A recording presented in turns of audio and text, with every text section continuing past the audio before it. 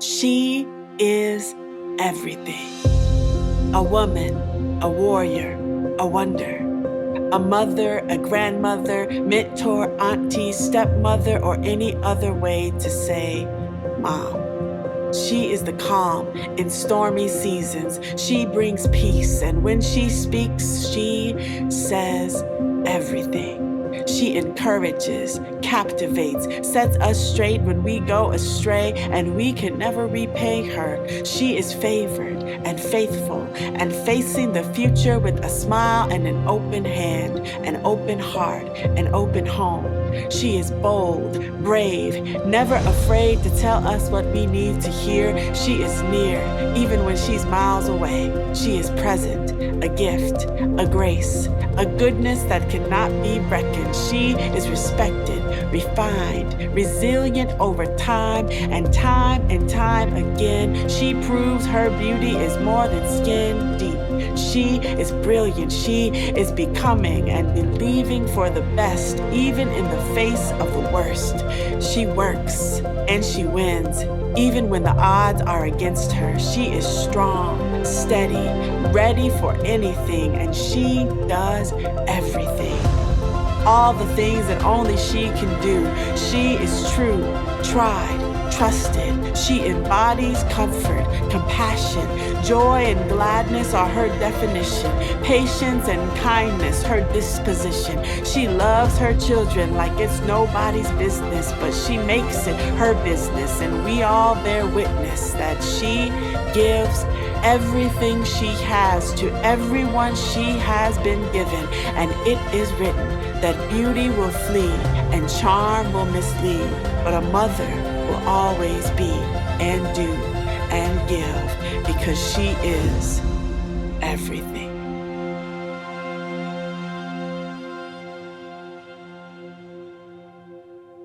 And so today's message is going to be a little bit different, but the thing that is going to be common, which happens every time we gather here for worship, is that God's going to speak, that we're going to get into God's Word together. It is Mother's Day, and we certainly want to honor moms, we want to encourage moms, but we don't want to idolize moms. And please hear me say this, that God has a word for you as moms today. Certainly He does, but God has a word for each of us today. And as I said, things are going to be a little bit different. We have Melanie Doherty up here. She's going to share a testimony about how God has worked in her life. And so why don't we give Melanie just a round of applause. I just encourage her a little bit. Thank you. And as I mentioned that Melanie is going to be sharing a testimony, I would say this, and I don't know what triggers in your heart and your mind and your faith life when it comes to a testimony, but a testimony is the power of God working in your life, right? It's not about you, it's about what God has done in and through your life. Maybe a trial, maybe a blessing, but just God's hand, God's handiwork in your life like only He can do. That's what a testimony is. And what I know is true is you each have a testimony.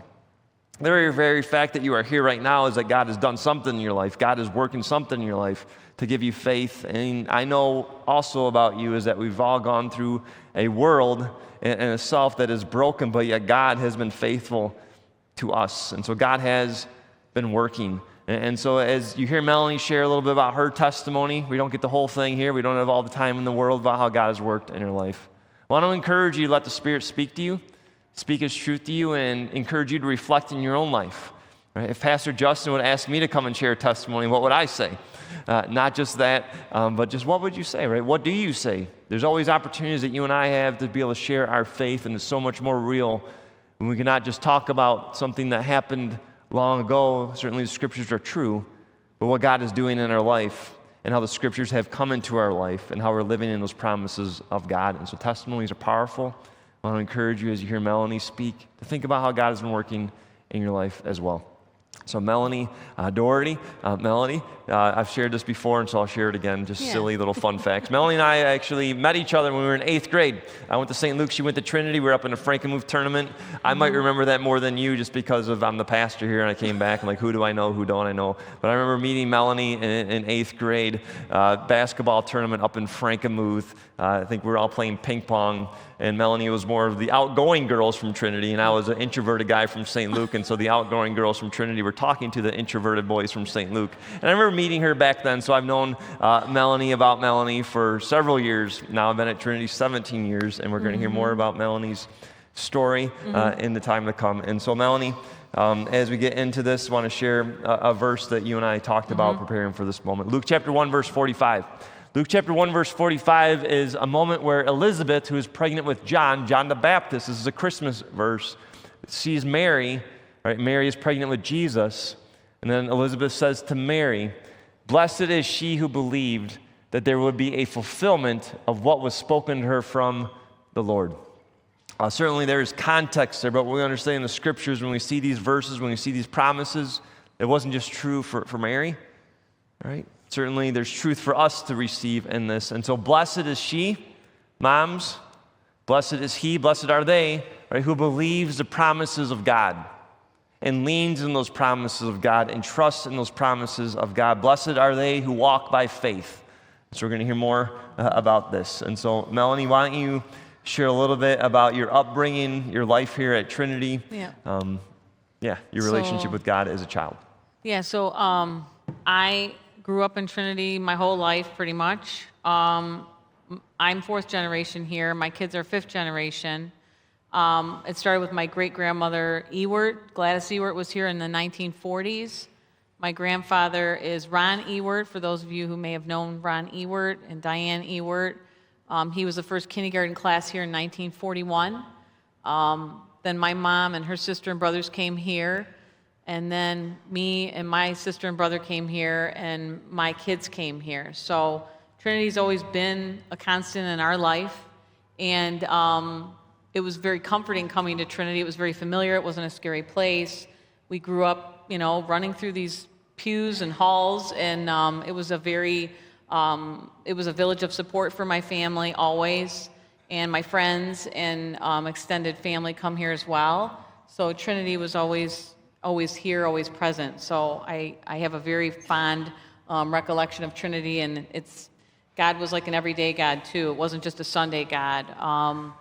My parents would always pray at night before dinner, on the way to school, talk out loud. So God was always present in my life. It was never just a Sunday thing. So my journey with God was very real, I would say, growing up. Yeah, and so a village she experienced here, and just as you said that, I don't know what your guys' relationship is like with Trinity, this community, this village here. I think each one of us has a different story of how God's been working with Trinity. Maybe we're second, third, fourth, fifth, sixth, seventh generation of people walking, disciples walking here. Maybe you're brand new to Trinity. Maybe you feel like you're connected to Trinity, right, through our day school, or maybe social ministry, or women's ministry, or men's ministry, or Bible study, right? Maybe you're just coming to worship with us, but somehow, some way, you're connected to Trinity, and God's working through Trinity. And certainly, God worked through Trinity for you to really instill faith in your family. And I love that you said that God was an everyday God that was very real in your relationship with Him. Yeah. And so, fast forwarding, all of a sudden, you're not a young girl anymore. Nope. And so we want to talk about your family right now just for a moment. And so we have a picture of Melanie's family. And so who are those people up there? So my husband, John, and I have been married for almost 16 years. Eric's is a senior. He'll be graduating this year. Ellie is in 8th grade at Trinity. She'll be graduating this year. Carter's in 6th grade. And so that is my immediate village. Yeah.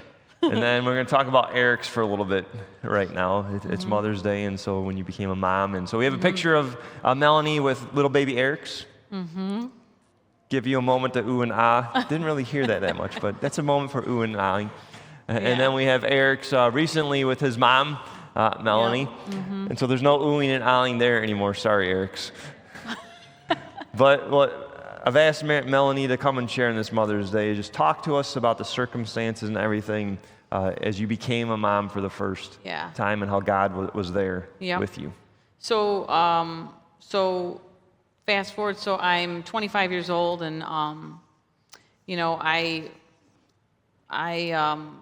found myself in a relationship with somebody who was not a healthy individual. And so I am a fixer, I'm a pleaser, I'm a peacekeeper, and so it was somebody that I could not fix. And so I found myself in a really toxic relationship, and then I found out that I was pregnant and I wasn't married, and it was not the way that my family or that I imagined as a child that my life would go. But I was also in a lot of trauma. And so a lot of times people think because when you're in a violent relationship that maybe you've experienced it as a younger child. I never had. So I didn't understand the signs, or I didn't know how to identify them. And so I found that through the process, you are manipulated, and your village, slowly you start to pull away from your village. You pull away from your family, your friends, and you ultimately become isolated. And sooner or later, you are alone. And things start to escalate and happen. And so here I was, 25 years old, pregnant with a child. I didn't know what I was going to do, and I didn't have my village with me at the time. And so there was one specific moment that I remember. It was a pretty bad situation. It was about 2 o'clock in the morning where an episode had occurred. And I remember I got an 800 number, a crisis number at my work that I was actually talking to coworkers about to help educate them about it. And little did I know I was going to be using this 800 number. And I thought I would just leave a message and just get it out there, and then maybe they'll call me back in the morning. Well, I didn't realize that there was actually a live person on the phone. And so it was a gentleman, and I said out loud, I said, "Oh my gosh, you're a real person." And he goes, "Well, yeah." He's like, we man these phones 24/7 because abuse doesn't happen between 9 and 5. It happens at any time. And so he said to me, I started to just pour out to him what was going on, and he said, "You're a victim of domestic violence. Do you understand what that means?" And that was the first time anybody put a name to it. And he said, "This is what I need you to do. I need you in the morning to let your manager know what's happening. And then I need to connect you with a counselor because we have to get you educated and we have to get you strong so that you can protect yourself." He goes, "But you have to go undercover." So I did go undercover while I was going through counseling because I couldn't let my abuser know what I was doing. And in the process, I met a lady by the name of Kathy Conley with Common Ground Sanctuary. It was a sanctuary. It's a haven basically for people that are going through trauma. So she was another key person that God brought into my life that I didn't really know. And she gave me my options. And she said, "You have 3 options." She said, "You can terminate your pregnancy, you can adopt, open adoption." She went through that. "Or you can choose to keep your child." And she said no one would ever fault you for any of the other of the options because it's in certain choices you would be cutting the tie to your abuser. So no one would fault you for choosing abortion or adoption because you don't want to be connected to that person. But she said, "I can't do anything until you have someone in your village to help you. You have to have an advocate. Who would that be?" And it had been a while because I had burned my bridges with my family through my choices. And the other thing I'll just take a side note is that if you guys know anybody who's going through abusive situations, maybe you have friends or family or kids, the thing I learned through my counseling is that when you're going through abuse, it slowly starts to deteriorate your problem resolution in your brain. And on average, they say, I'm sure the numbers are probably higher now, but then 7 to 8 times before somebody actually leaves. Because they don't know, because they've been relying on this person to think, feel, act, and you're walking on eggshells at all times. So I had to have someone with me to help me through my process. So at that time, she said, "Do you have someone?" And the first person that came to my mind was my mom. So I do this every time. I called my mom. It had been a while. Little did I know, I think my family was praying for me. They knew something was wrong. But they had to wait until I came around. And my mom said, "I'll be there. I'll be there." So she came the next day. I had a whole plan that I had to follow. I even had to write a note and give it to my manager that if I showed up missing or whatever, to look at this person. It was very dangerous. So my mom came with me. She came with me, and I introduced her to my counselor. And my mom said, she put her finger up and she said, don't you do anything until you have that baby. She says, don't make any decisions. She's not, in the right place. You have that baby. You have to have that baby. So I said, okay. So we continued to get stronger and learn and educate and protect. And then I had my son August 29th of 2004.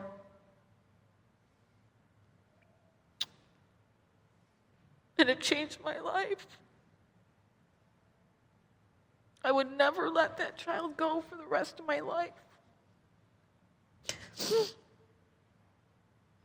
I never knew what love, true love, when my parents always tell me, I love you more than you'll ever know.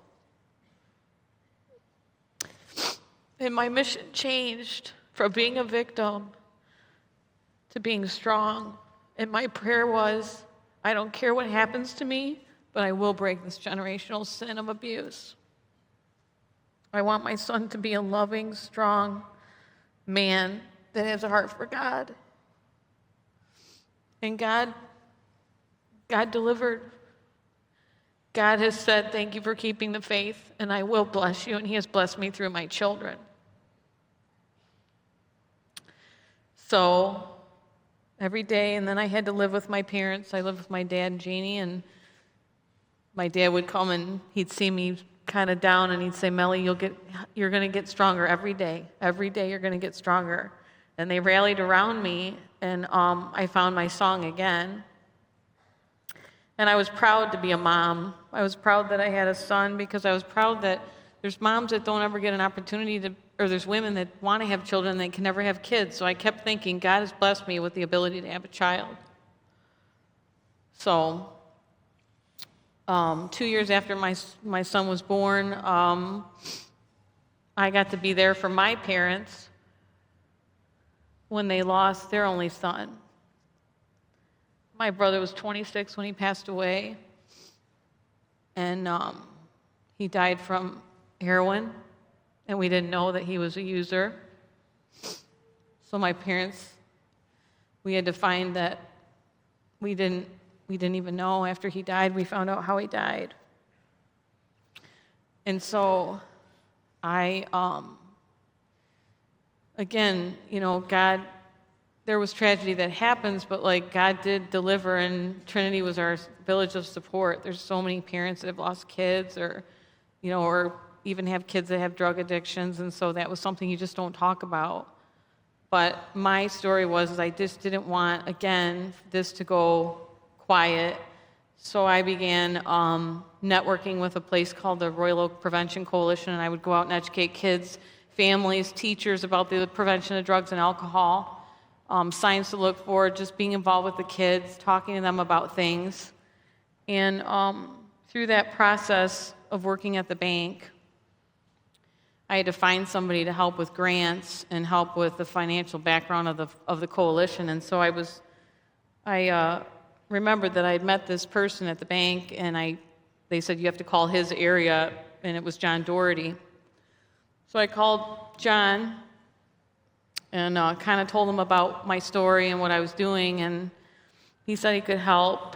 And he found through my story, and he also had a story, but he was a Christian man, and even at that first meeting, he asked to pray for my family, which nobody has ever done that in a corporate setting as far as I've been around. But, God brought him to me through tragedy, so I always say God is still good through even the worst of times, because had my brother not died, I would have never met my husband. And so he had big shoes to fill when he walked into this family, let me tell you. I mean, here he's got a woman who's in fear for her life. She's got a son, and my brother just died, and, and he's just been so gracious, and he's been so powerful and just a strong rock. And the weird thing about his story is that he never thought he was going to ever have kids. So he, being able to be a father to Eric's, who his biological father was never involved by choice, was just such a blessing. And then we were able to get married and have Ellie and Carter.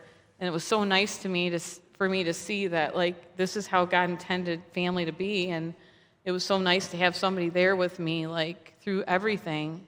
And he never hesitated with Eric's. He was just one of the rest of them, you know. We just raised our kids as a family. And he got kids finally, too. So he was so grateful to God also for me coming in his life, because now he was able to have a family. So it's been really good. It's been through the trials and everything. I've always said I don't want to be a victim of my circumstance. I don't want to be down and woe is me. I've always lived my life to be positive and thank God in all my circumstances. I thank him in everything, and I wouldn't change anything. Yeah. Yeah, a lot to process, just a lot of what God was doing in your life. And as Melanie and I were talking, just kind of processing through it all, Melanie said Jeremiah 29:11, which is a familiar verse for many of us. This was really a key verse that she was leaning into throughout all that time, and certainly she continues to lean into it as a mom. You want to read that for us? Yeah. For I know the plans I have for you, declares the Lord, plans to prosper you and not to harm you, plans to give you hope and a future. Yeah, and if you're taking message notes right now, I encourage that always.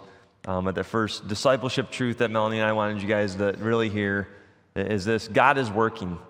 God is always working, and the scriptures certainly say he's working in all things for the good of his children, and certainly he takes what the devil means as evil, he repurposes it for good. He even cleans up our messes, right? He's always working. God is working. As Melanie and I were talking about her mom and her dad and what she experienced as a mom, and what is there someone that she can relate to in the Bible?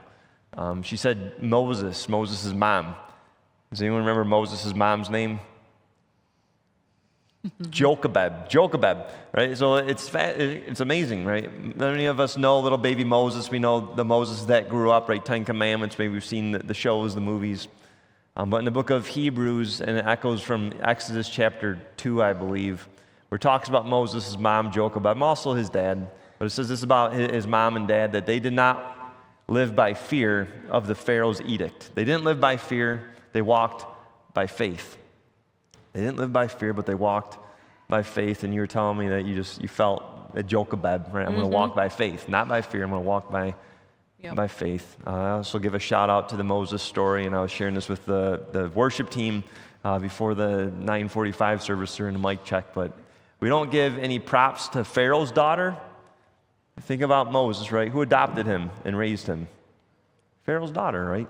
And on Mother's Day, I think we need to give a little prop to her. I don't know the full situation, but there's something there. But that's Jochebed, right? She walked by faith. But God is working. God is working. And so we wanted you to hang on to that truth. And so as Melanie and I were working through this as well, I asked her, Melanie, do you think God has a word directly for moms from you in your story? And then you said this to me. What did you say? I said, mothers are fearless, mothers are resilient, and mothers are powerful. Is that good? All right? And that's not just for moms, right? Disciples of Jesus, right? Those who walk by faith, right? Fearless, powerful, and resilient. And Melanie brought up another great verse, right? Philippians 4:13, right? And we can read this one together. I can do all things through him who strengthens me, right? And so in your message notes, find your strength from him, right? That we'd all find our strength from him. As moms, that you would find your strength from him, right? As parents, as disciples of Jesus, whatever it is that we are going through, right? That we would find our strength from him. And I asked Melanie, and Melanie's got a lot of one-liners, if you know Melanie at all, and so to give her a one-liner, but she says this a lot, and so you want to share that with us to fill in the blank? So I always say God cannot do for you what he cannot do through you. So what does that mean when you say that? I always feel that we're part of God's master plan. Our lives are never going to be perfect, but God needs us to fulfill his purpose. We don't know why people are born or die or tragedies strike, but I feel like God uses our stories to help us witness to someone we don't even know yet. And so even my story today, even if I touched one person, it's not easy to come up here and share everything with people you don't know, but if my story can touch one person, God is using me right now to use me to give something to somebody right now. Yeah. God is using you. Yep. And let's give Melanie a round of applause. Thank you so much. Thank you. We'll see if your kids give you a standing ovation on Mother's Day. Luke chapter 1, verse 45. Right? Blessed is she who believed that there would be a fulfillment of what was spoken to her from the Lord. Right? And so I pray for you moms. Right? I pray for everybody, right, that we would walk by faith because God has made promises, God has spoken. And as I heard Melanie speak and just thinking about Mother's Day and the whole testimony, and Hebrews chapter 12 came to mind. Right? Hebrews chapter 11 is all about faith, by faith, by faith, by faith, by faith. And so we hear this statement, therefore, since we are surrounded by so great a cloud of witnesses, as I heard Melanie talking about a village, right, I pray that we have a village around us. Right? And if we don't have that village, that we'll make the phone call to pursue a village. And certainly that we who have the village, that we are always open to welcoming people into our village. And I know Melanie and her family, there's a lot of stigmatisms perhaps that can be out there, especially when you come into a church world, right, to really say things about what's real about your life. And I'll just say this, do you know that nobody here is perfect? Right? There has not been a perfect family here at Trinity for 140 years. Right? So it's a great cloud of witnesses that we would be a village that's full of grace, right? That we wouldn't be judgmental, full of grace, full of compassion, full of mercy. Yes, there's truth here, right? But there's always forgiveness, right? That heart of an understanding, compassionate mindset as we go and we seek to live in community with each other, right? By faith that we would have a cloud of witnesses, yes, that have gone before us generationally, right? But a cloud of witnesses around us. And that doesn't happen if we don't offer grace to each other and receive grace. It says, let us lay aside every weight. And so that's that burden, right? The burdens that the world puts on us. And sin that we cause, sin that we mess up with. And certainly Melanie knows the power of forgiveness. Right? I pray, moms, you know the power of forgiveness. The sin which clings so closely, let us run with endurance that race that is set before us. We all have a race before us. Our callings, our vocations, right? Whether we're a mom or not, right? We all have a race before us that we would endure. Looking to Jesus, right? He's the forgiver. He's the grace giver. He's the one that just doesn't forgive us, but he gives us strength, right? Strength. And we hear more about this. The founder and perfecter of our faith, who for the joy that was set before him endured the cross, despising the shame, and is seated at the right hand of the throne of God. And then consider him, that's Jesus, right? It's not about Melanie today. It's still about Jesus today. Consider Jesus, right? Who endured from sinners such hostility against himself, so that you may not grow weary or faint-hearted, right? That we would have a village around us, a community, Christian community around us, that we'd be there for one another, that we'd always see Jesus as our forgiver, and that he would lead us in forgiving others, and that we would have strength, endurance, right? Our eyes would be on Jesus, that we would find our strength in him.